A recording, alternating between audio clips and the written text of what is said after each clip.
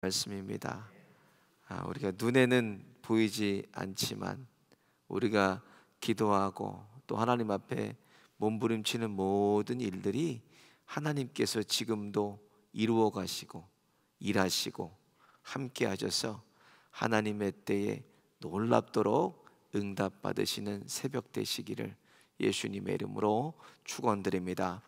하나님은 하나님의 사람들을 사용하실 때 반드시 광야 학교를 통과시키십니다. 오늘 본문의 모세가 하나님의 종이 될 수 있었던 것도 40년의 광야 학교를 그가 통과했기 때문입니다. 자신의 힘으로 이스라엘을 구원하고자 했을 때 모세는 살인자가 됐습니다. 그래서 사람만 쳐 죽이고 도망자의 신세가 돼서 미디안 광야로 도망갔습니다.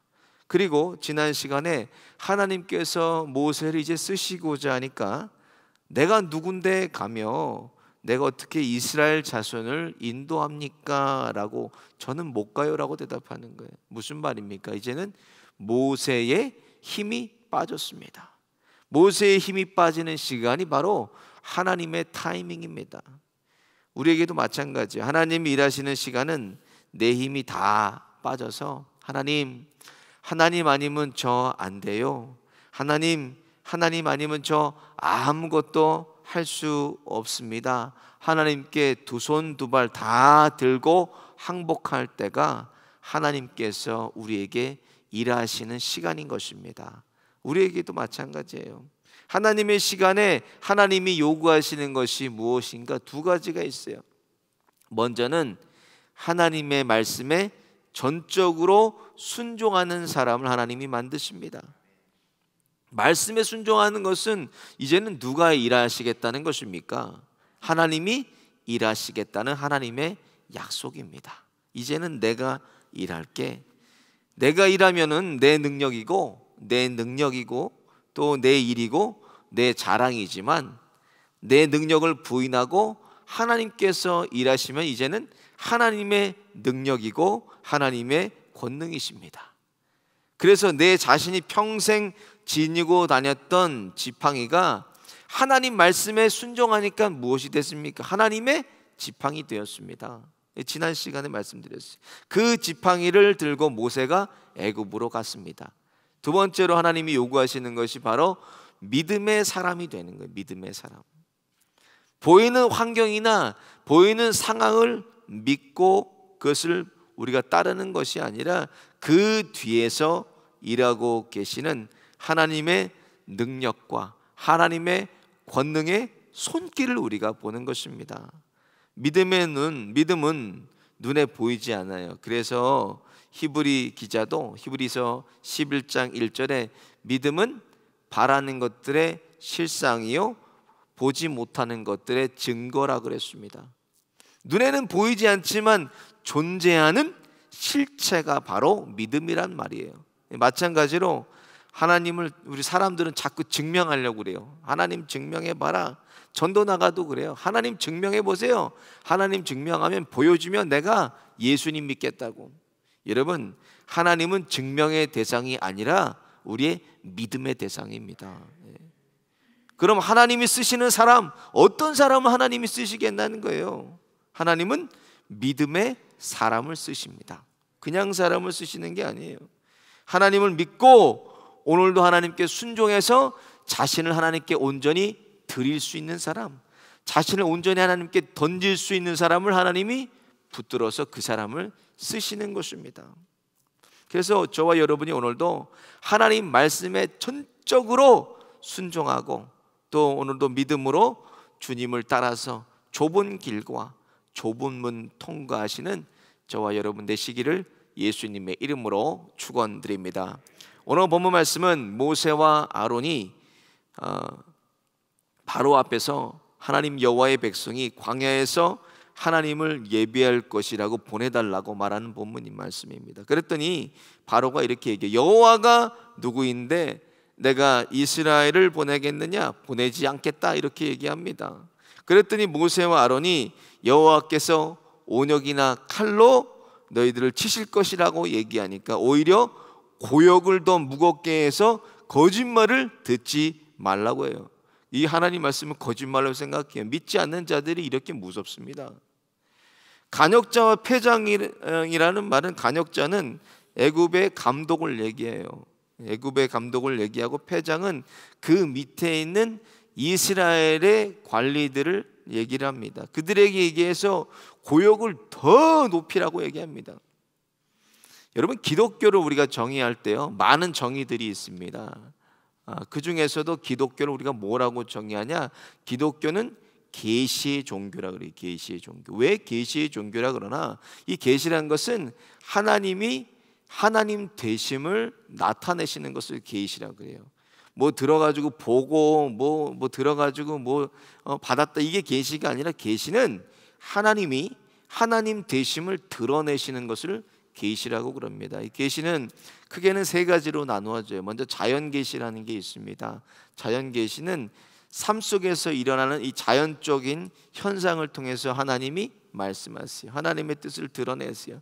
뭐 태풍이나 바람이나 구름, 해, 달, 별, 나무, 뭐 바다 등등 여러 가지 자연 현상을 통해서, 자연을 통해서 하나님의 하나님 되심을 드러내시는 것을 자연 계시라 그래요.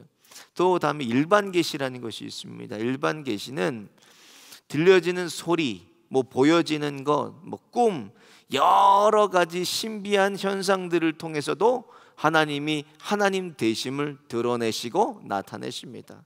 그 다음에 특별 계시라는 것이 있어요. 특별 계시가 뭐나? 특별 계시는 하나님이 직접 말씀하시는, 하나님이 직접 말씀하시는데, 특별 계시는 오늘 우리 앞에 놓여져 있는 성경입니다. 성경은 하나님이 직접 말씀하시는 것.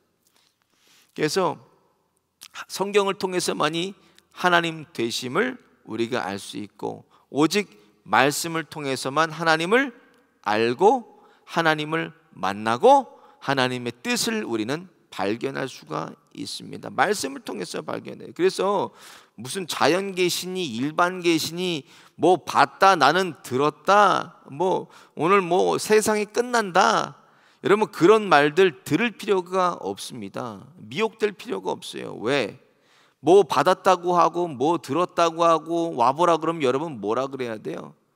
사단아 물러가라, 너는 나를 넘어지게 하는 자로다 하고 그걸 대적해야 됩니다. 그거를. 오늘 본문의 모세는 하나님께 특별 계시를 받았습니다. 왜? 아직 성경이 없을 때이기 때문에 하나님께서 직접 현현하셔서 모세에게 말씀하셨습니다.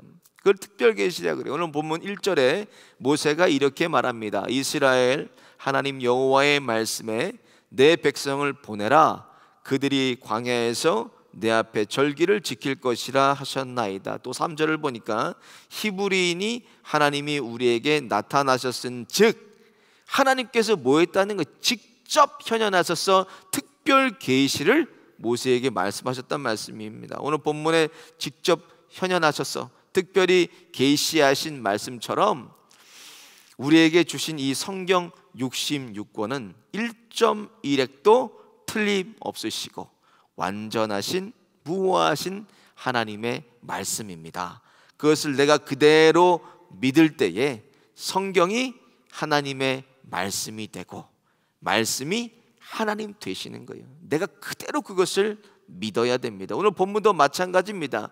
우리가 이 말씀을 완전하신 하나님으로 믿지 않는다면 오늘 본문에 바로와 같이 되는 것입니다. 하나님 여호와의 말씀을 직접 모세가 전했지만 2절을 보니까 바로가 가로되 여호와가 누구간데 내가 이 말을 듣고 이스라엘을 보내겠느냐?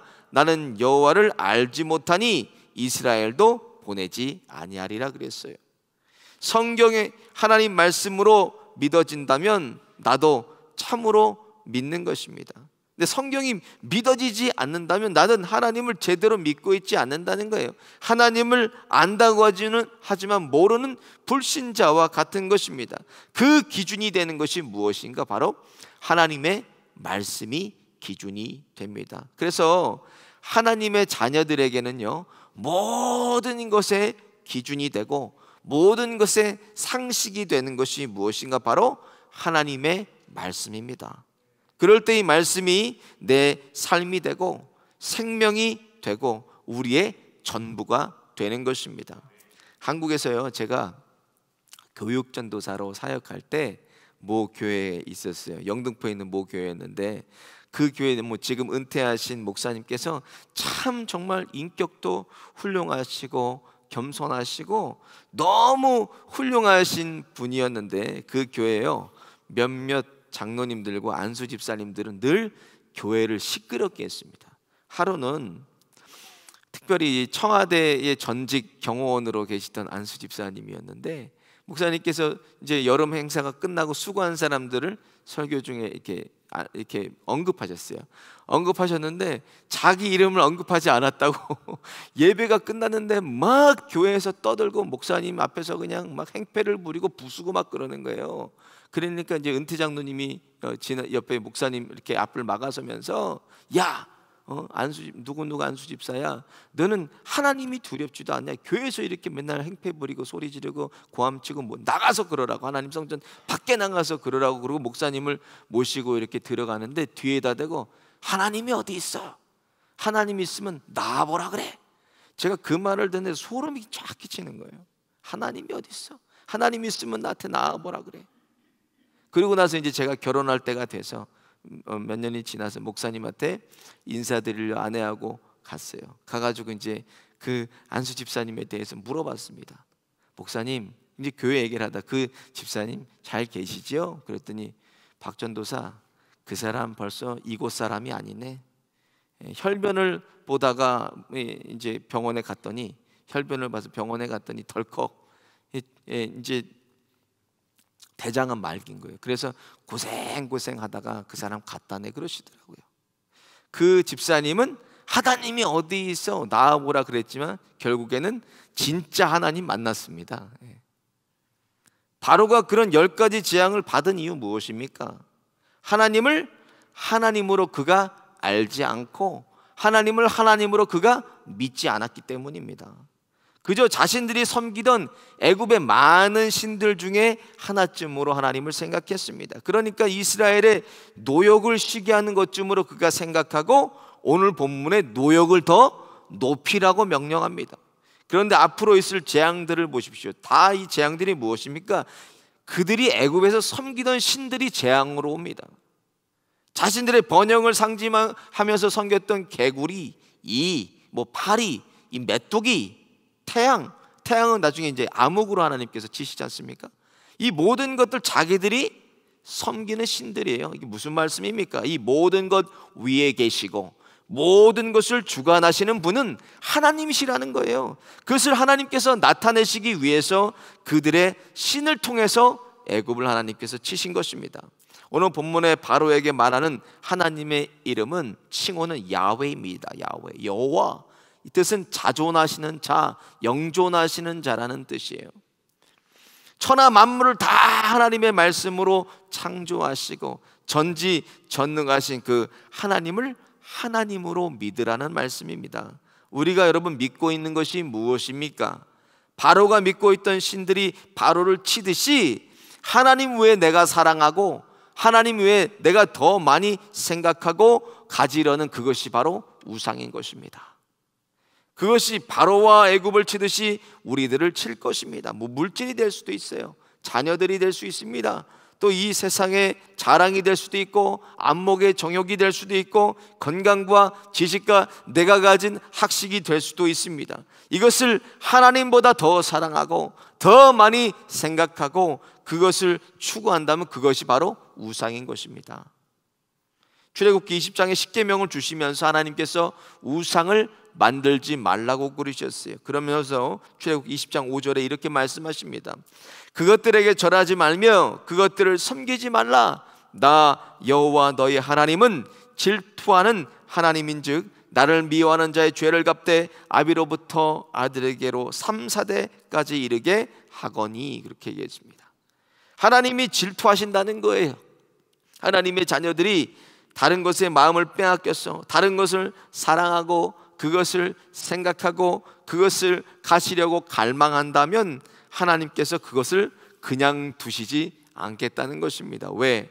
오늘 본문의 이스라엘 백성처럼 하나님의 백성이기 때문에 그런 거예요. 하나님만 섬기고 하나님만 예배하는 백성을 만드시기 위해서 그런 겁니다. 1절에 보니까 이스라엘 하나님 여호와의 말씀에 내 백성을 보내라. 내 백성이라는 건 내 백성. 하나님만 예배하기 위해서 그들을 광야로 하나님께서 이끌어 나오신다는 말씀입니다. 왜? 애굽에는 많은 신들이 있어서 그들이 벌써 많은 신들에게 하나님의 백성의 마음이 빼앗겼기 때문에 그렇습니다. 하나님께서 우리를 만드신 목적 무엇입니까?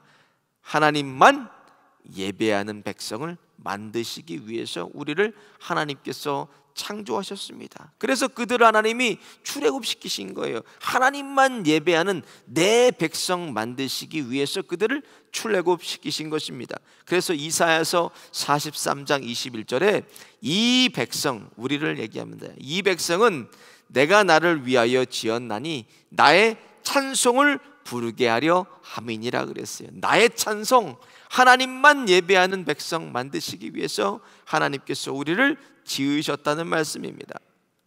출애굽기 전체를 볼 때도 출애굽하고 19장에서 40장까지는 어디에 시내산에서 하나님과 만나고 하나님께 율법 받고 시내산의 얘기입니다. 거기서 하나님으로부터 율법을 받고 성막을 짓고 다 하나님과의 관계에서 예배에 관한 거예요. 출애굽기도 절반 이상은 그렇습니다. 우리에게도 마찬가지입니다. 하나님이 우리를 이 땅에 보내셔서 오늘도 우리의 호흡을 연장하시는 이유가 무엇입니까? 이것은 하나님만 예배하기 위해서 우리를 하나님이 오늘도 살아주시는 것입니다. 그래서 우리가 하나님을 예배하지 못한다면 우리는 살아갈 가치가 없는 사람들입니다. 하나님을 예배해야 돼, 하나님의 자녀들은. 그래서 우리가 하나님을 예배하는 이 예배의 자리, 이 삶의 자리가 항상 예배가 돼요. 그러니까 예배가 삶이 되고 삶이 이제는 우리의 예배가 돼야 된다는 거예요. 우리의 빼앗겼던 마음들이 하나님을 예배하는 곳에 모아지고 온전하신 하나님 한 분만을 예배하는 그런 하루 되시기를 예수님의 이름으로 축원드립니다. 오늘 본문 말씀 생각하면서 함께 찬송하겠습니다. 내 영혼이 은총 입어.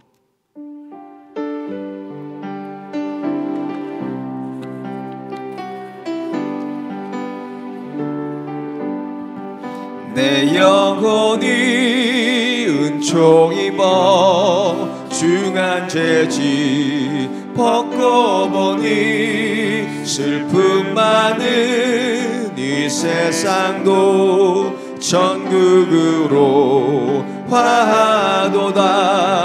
할렐루야 찬양하세. 내 모든 죄 사함 받고 주 예수와 동행하니 그 어디나 하늘나라 주의 얼굴 뵙기 전에 멀리 뵈던 하늘나라 내 맘속에 이루어지니 날로 날로 가깝도다. 할렐루야 찬양하세.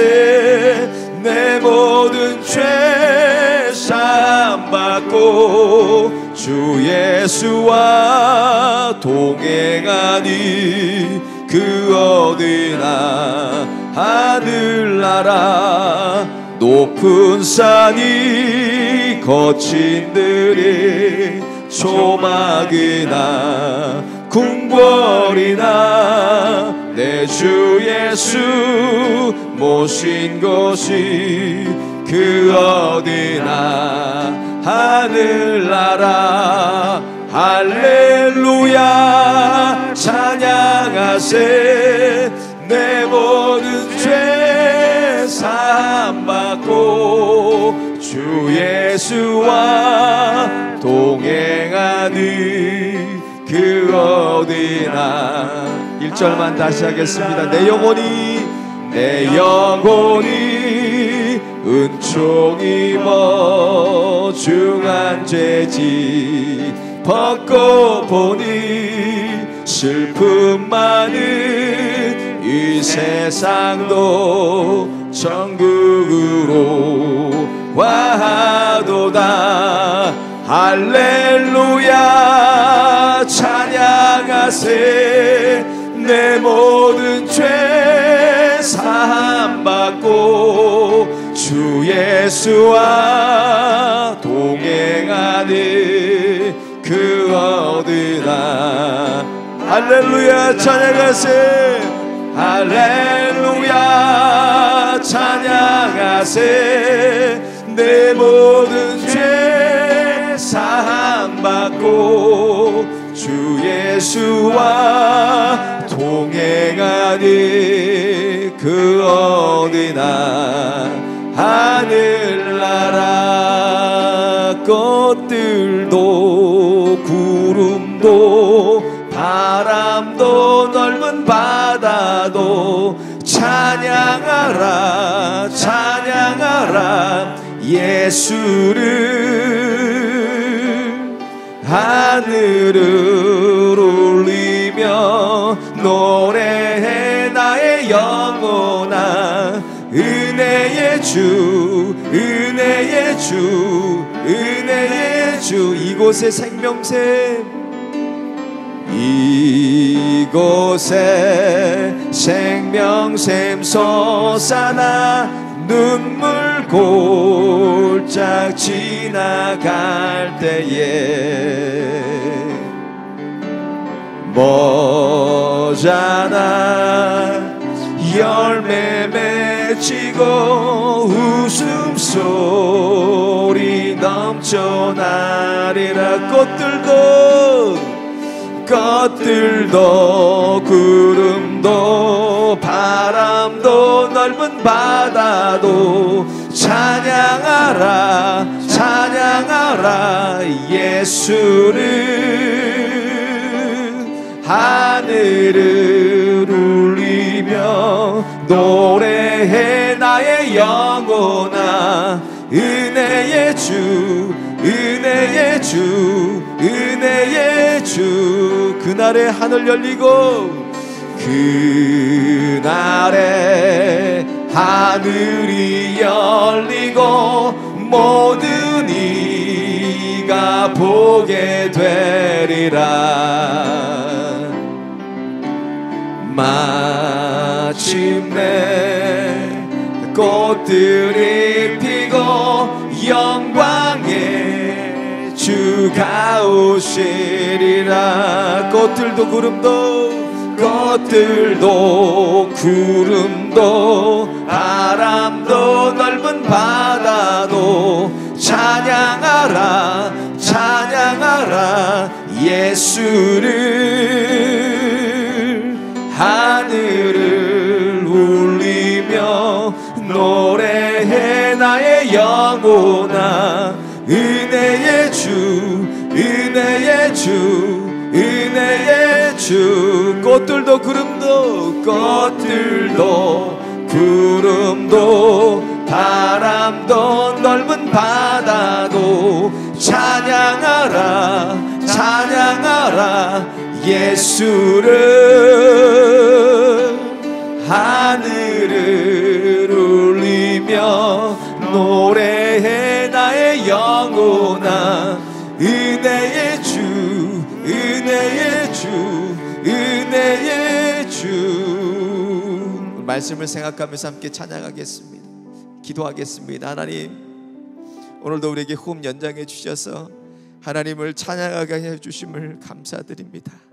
하나님, 우리 호흡 끊기는 전까지 하나님 한 분만을 예배하게 하여 주시고 하나님 한 분만을 찬양하게 하여 주셨어요. 이 어려운 코로나와 팬데믹 시대에도 하나님께 예배드리고 하나님을 찬양하는 들에 우리의 전부를 드리게 하여 주옵소서. 하나님, 우리 생명 끝나는 날까지, 우리의 호흡이 끝나는 날까지 여호와 하나님 한 분만을 찬양하게 하여 주옵소서. 한 분만을 예배하게 하여 주옵소서. 그 예배의 도구로 하나님 저희를 사용하여 주시고 오늘도 생명을 연장하여 주옵소서. 주여 한번 부르짖고 함께 기도하겠습니다. 주여.